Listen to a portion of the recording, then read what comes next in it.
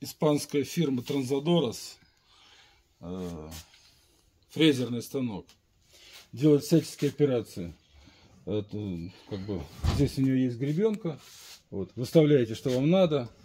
Слева, справа, туда-сюда, вверх, вниз. Полуавтомат. Зажимается профиль, настраивается вот этими местами и как бы фрезеруется. Все работает в рабочем состоянии. Тоже великолепный станок. Пожалуйста, покупайте.